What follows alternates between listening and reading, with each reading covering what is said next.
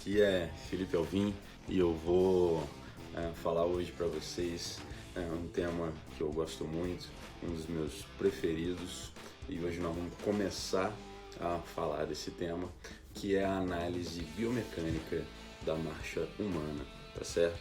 Mais do que falar a respeito da análise biomecânica da marcha, a gente vai dar ênfase em como essa análise ela pode ser utilizada na definição do plano de tratamento. Esse plano de tratamento que nós, fisioterapeutas, fazemos após a avaliação de um paciente, identificação do seu diagnóstico, terapêutico e etc. Tá bom? Então, essa vão ser uma série de aulas, tá certo? Hoje a gente vai começar do começo, vamos chamar assim. Então, vamos lá.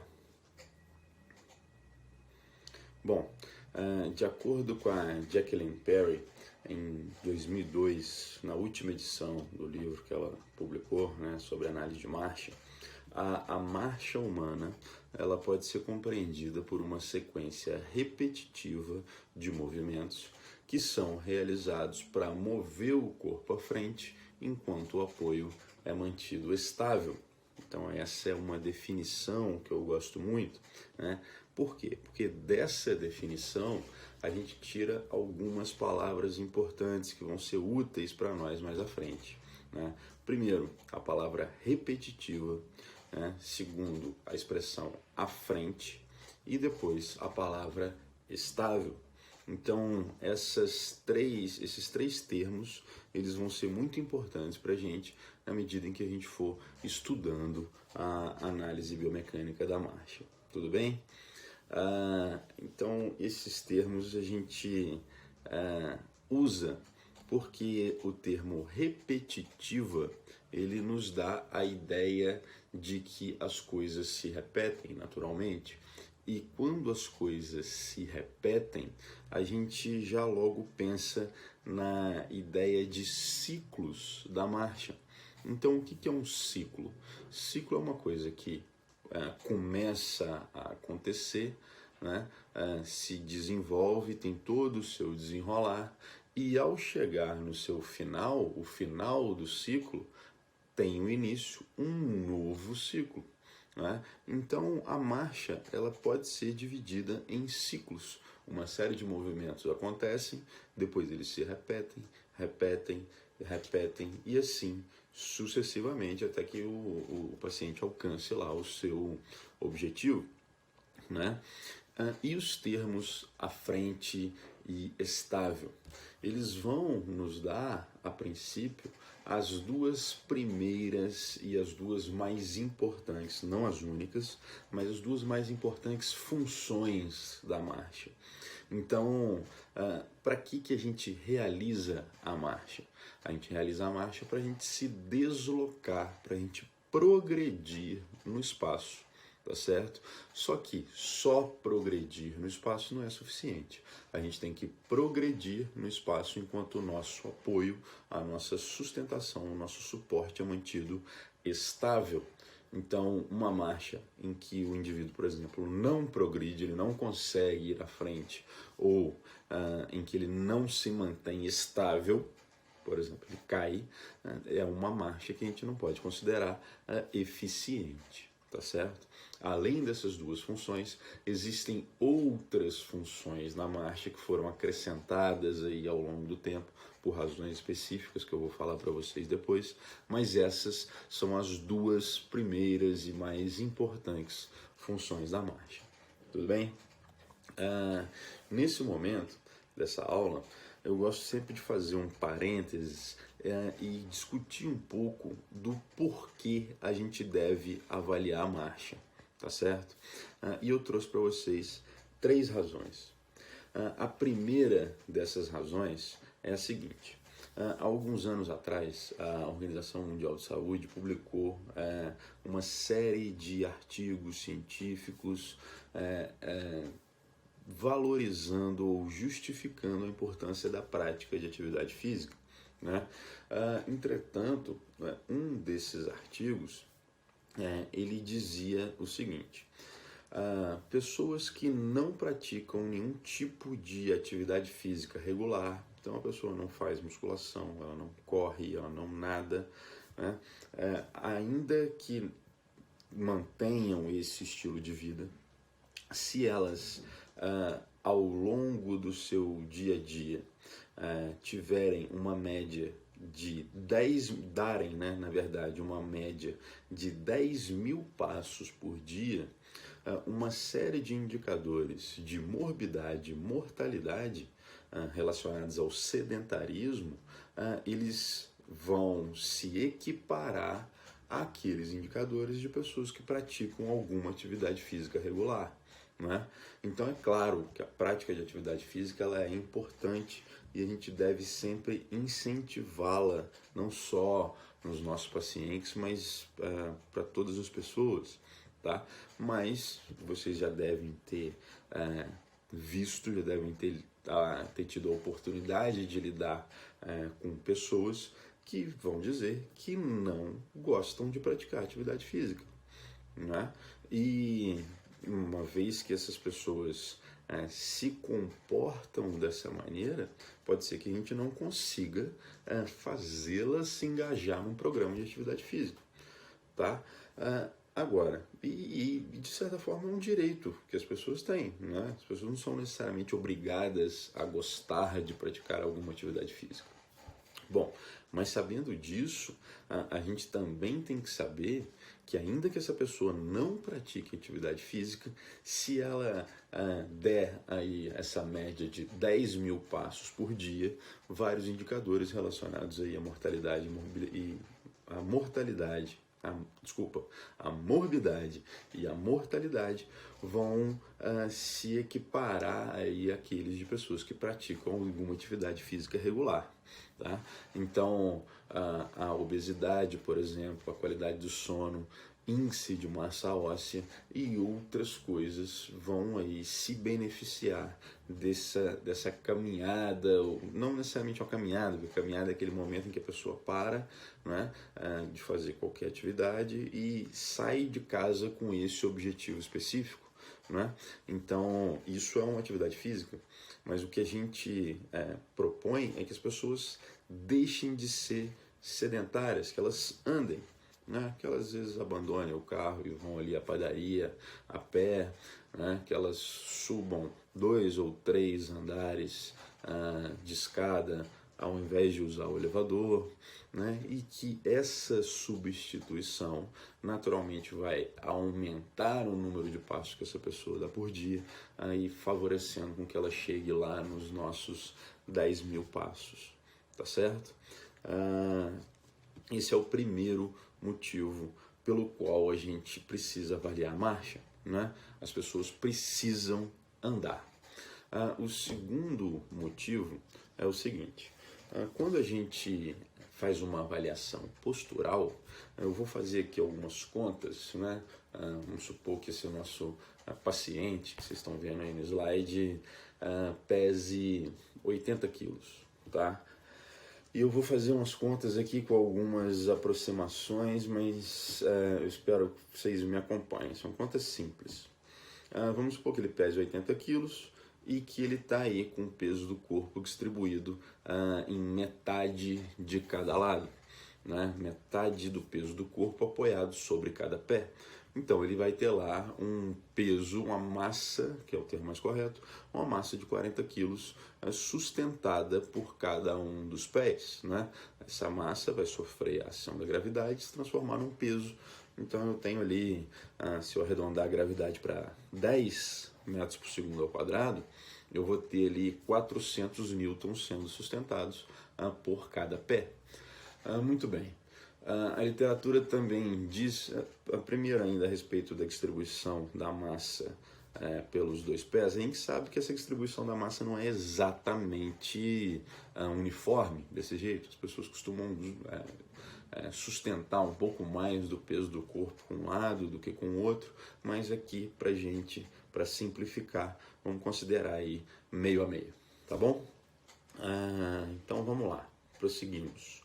A literatura diz que quando a gente está parado de pé, aproximadamente 60% do peso aplicado sobre o pé, ele vai ser sustentado no retropé, ou seja, na região do calcanhar, e 40% na região do antepé.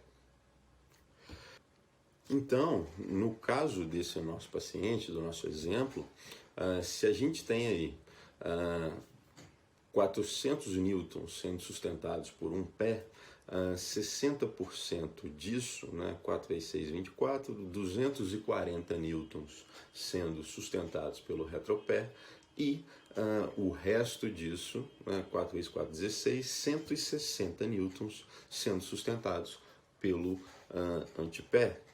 Beleza.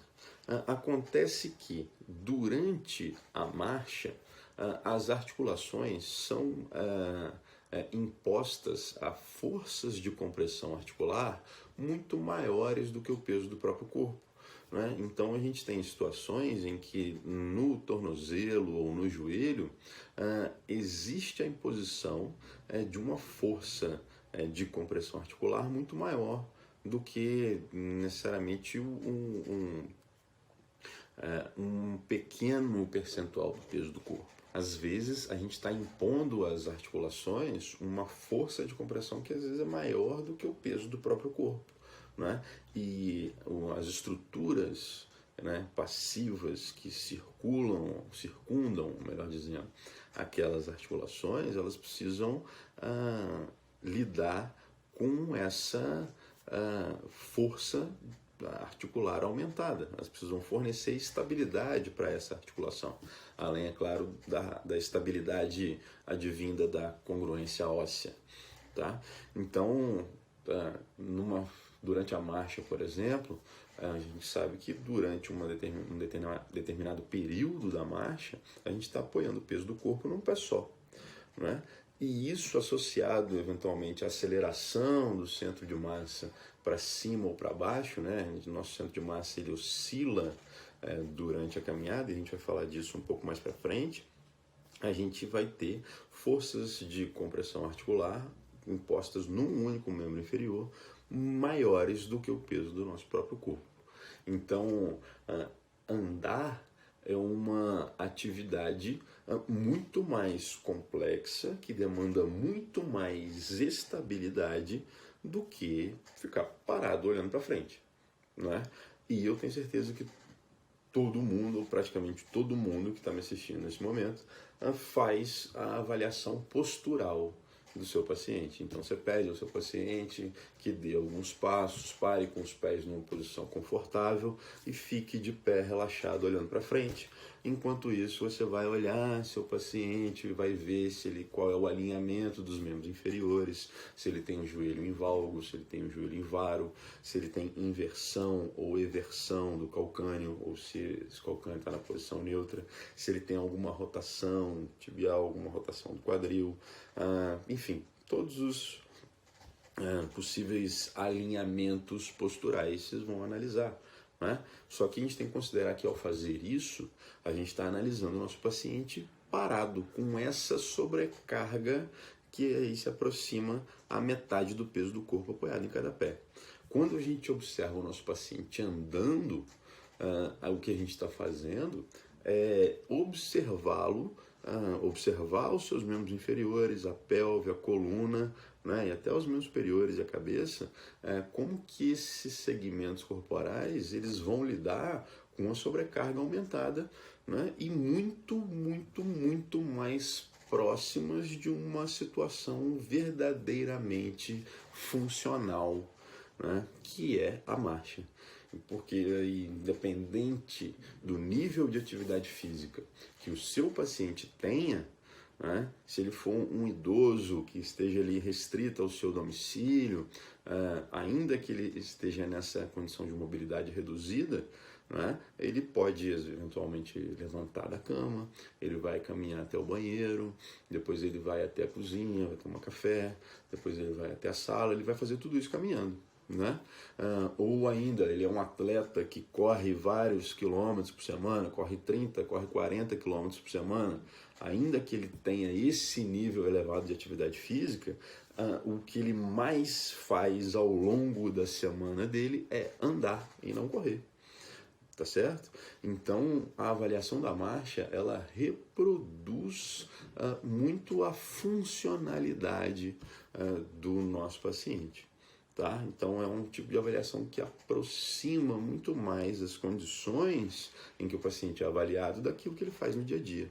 Né? A não ser, é claro, e por isso a brincadeira no slide, é que o seu paciente seja aí um membro da Guarda Real Britânica e ele precisa ficar parado nessa posição durante horas e horas. Tirando isso, a gente tem que fazer a avaliação da marcha, tá certo? Agora, o nosso último motivo, a última razão para a gente fazer a avaliação da marcha dos nossos pacientes. Nessa revisão de literatura, publicada em 2010, né, os autores avaliaram a eficácia da avaliação clínica da marcha, tá?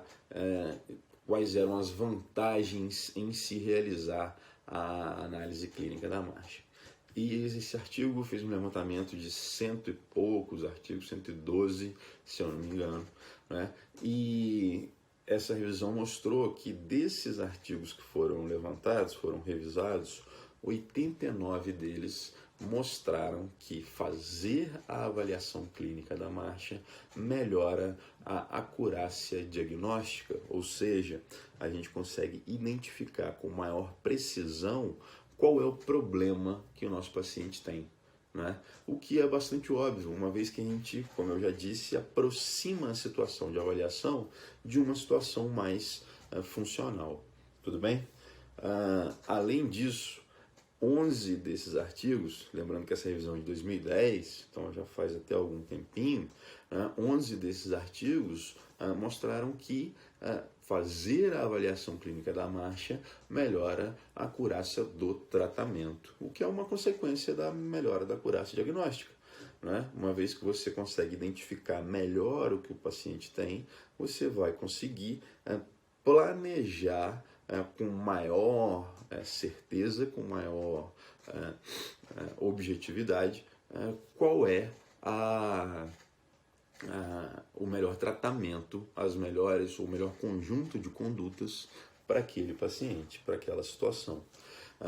E aí, além disso, se a gente identifica melhor o que o paciente tem, se a gente traça um conjunto de condutas que vão atingir de maneira mais direta todas aquelas deficiências que o paciente tem, a gente vai ter uma melhora no prognóstico, e foi isso que 7 artigos mostraram.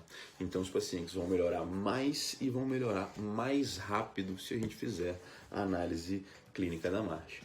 Finalmente, ainda àquela altura, um estudo mostrou que existem benefícios econômicos, ou seja, gasta-se no total menos dinheiro no tratamento do paciente se a gente faz a avaliação clínica da marcha. E isso é uma consequência do paciente ter melhorado mais e mais rápido. Ele vai ter um número menor de recidivas e ele vai ter uma quantidade de total de atendimentos, de procedimentos, quaisquer que sejam, menor.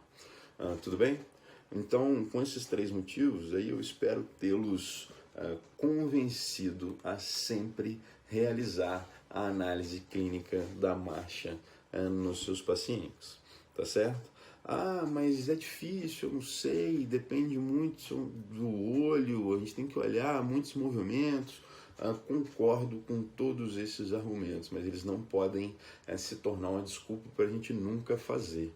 A gente tem que, à medida do possível, a gente tem que ir evoluindo na nossa análise. A gente tem diversas opções que vão dar um pouco menos ou um pouco mais de informação para a gente, com um custo menor, com um custo um pouco maior. Nem todo mundo precisa fazer necessariamente a avaliação mais cara, mas a gente precisa ter algumas informações a respeito da marcha dos nossos pacientes, tá certo? Então, se a gente juntar as 3 razões principais com então um número elevado de passos por dia que a gente precisa dar, né? Mais a sobrecarga articular mais próxima da situação funcional que a gente precisa impor, ou que a gente impõe aos nossos pacientes durante uma avaliação de marcha, e todos aqueles motivos que eu acabei de enumerar para vocês, né, o que a gente consegue começar a enxergar aí é que a avaliação de marcha ela é muito boa, né, para a gente tentar identificar lesões que ocorrem por sobrecarga de repetição, tá? Por sobrecarga mecânica. Na aula número 17 do ERA, eu falei exaustivamente a respeito dos mecanismos de acúmulo de sobrecarga mecânica, falei a respeito da curva tensão-deformação, falei a respeito da viscoelasticidade dos tecidos e falei também a respeito do envelope de função, tá certo? Se você não assistiu aquela aula inteira, se você tem alguma dúvida, vale a pena ir lá, dar uma olhadinha e conferir mais uma vez aqueles conceitos, tá bom? Tudo aquilo, né, talvez a abordagem que a gente, os exemplos que eu dei lá tenham um pouco a ver com as lesões que ocorrem às vezes em atletas, mas são mecanismos de lesão que vão se repetir em qualquer pessoa, né? Em uma pessoa que anda, que vai, exerce as suas atividades do dia a dia, andando para cima e para baixo, ela vai, ela sai de casa, ela vai ao comércio, ela faz uma compra, ou ela vai passear num parque, ela vai fazer uma visita e ela anda alguns metros ou alguns quilômetros por dia a pé, né? Isso a maioria de nós faz. Ela vai ter lesões teciduais por sobrecarga de repetição. E aí, se a gente lembrar dos conceitos de demanda e capacidade, eventualmente a gente pode ter uma demanda aumentada ou né, uma capacidade reduzida, a gente pode ter aí acúmulo dessa sobrecarga de repetição, o que vai virar aí uma lesão músculo-esquelética, tá certo? Esse diagrama, que eu vou deixar a referência aqui nos comentários do texto, né, ela mostra para a gente o seguinte, que toda atividade ela tem aqui uma demanda, né, que seja uma repetição de determinados movimentos, a manutenção de uma postura, esses movimentos são repetidos e essa postura é mantida por um determinado tempo, e ainda existe aí a aplicação de força nas articulações, né? Isso vai induzir aí alguma neuroplasticidade, alguma adaptação, um aprendizado motor, mas também vai induzir algum microtrauma, que foi o assunto da nossa aula 17. Esse microtrauma ele vai acometer músculos, tendões, nervos, ossos e ligamentos, e eventualmente ele pode levar a lesão tecidual. Pode ser uma lesão mecânica, pode ser isquêmica e pode ser uma lesão inflamatória, um processo inflamatório, ou todas essas três coisas juntas, associadas, né? Tudo isso vai levar, na verdade, esses dois fatores podem levar a gente aí a disfunção motora, né?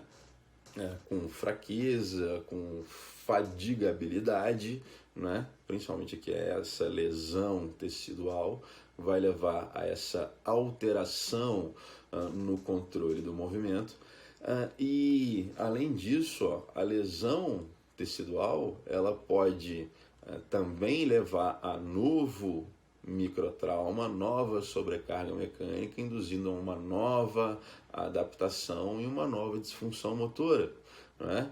Isso também levaria a uma perda da habilidade comportamental, que eu chamaria aqui de uma perda da habilidade motora, e isso pode fazer o quê? Uma diminuição na frequência dos movimentos, na duração do movimento, uma redução na força e uma redução na taxa de sucesso com que aquele movimento é realizado.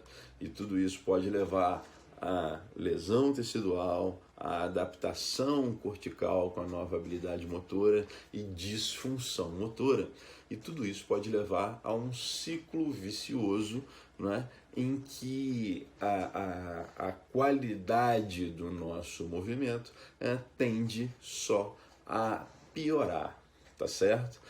Além disso, se essa disfunção motora com lesão tecidual, né, que vai resultar, né, em debilidade comportamental, isso pode resultar numa lesão por overuse, que a gente chama, né, por excesso, por acúmulo de sobrecarga mecânica associado às adaptações no controle motor que a gente vai ter, e isso também pode levar, junto com a lesão tecidual e a perda da habilidade motora, num ciclo vicioso, num outro ciclo vicioso, tá certo? Muito bem, e aí esses dois pontos aqui de perda da habilidade motora e a instalação da doença seriam os pontos onde a gente pode intervir. Eu diria que a gente pode até intervir em mais pontos, né, da lesão tecidual, do microtrauma, sempre aqui da disfunção motora, melhorando a força muscular, melhorando a resistência muscular à fadiga, né, para que a gente não tenha esses dois ciclos viciosos aqui, tá? Então eu acho que essa é uma imagem bem esclarecedora, que traz bastante informação para a gente, ainda a respeito de como essa demanda das atividades físicas, né, demanda por força, demanda por manutenção da postura, podem, em último caso, passando aí por todas as alterações, desde o sistema nervoso até o sistema esquelético, levar a uma doença propriamente dita, tá certo?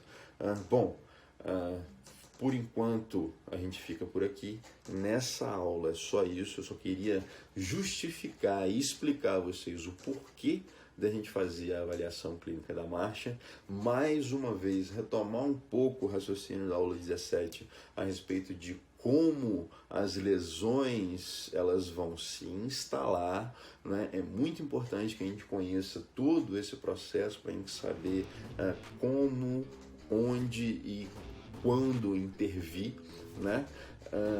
E aí a gente nas próximas aulas vai falar de maneira mais detalhada a respeito da marcha normal, das alterações da marcha normal, como que elas ocorrem, como que a gente as identifica, né? E como que a gente pode direcionar o nosso plano de tratamento fisioterapêutico baseado nas alterações que a gente encontrar na avaliação clínica da marcha. Tudo bem?